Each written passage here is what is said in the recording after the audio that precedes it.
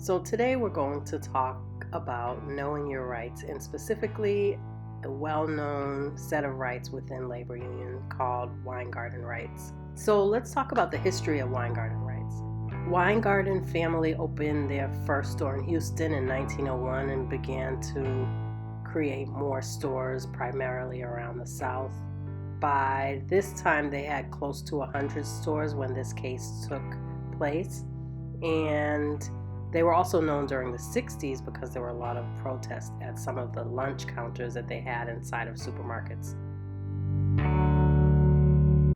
But we really can't talk about Weingarten's without talking about the key person at the center of it, who was Laura Collins. She was a sales clerk at Weingarten supermarket.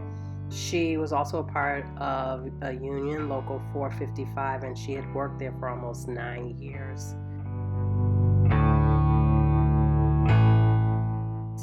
So Laura Collins purchased chicken from Weingarten, and she was accused of stealing because it was in a larger box.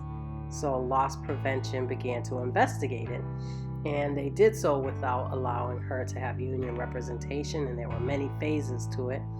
At the end, they found out that they had made a mistake. They apologized to her and said, look, don't tell anyone. But she actually told her union, and they took the case to the National Labor Relations Board, and it went all the way to the Supreme Court. And out of that, we have Weingarten Rights. So let's talk about what Weingarten Rights are.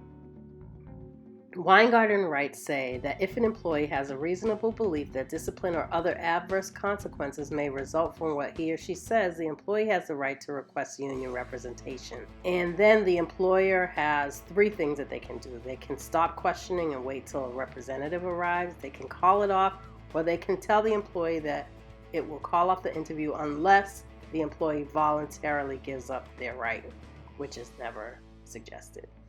So if you would like more information on Weingarten Rights, go to bit.ly/rights here and read the NLRB case, which is NLRB versus Weingarten.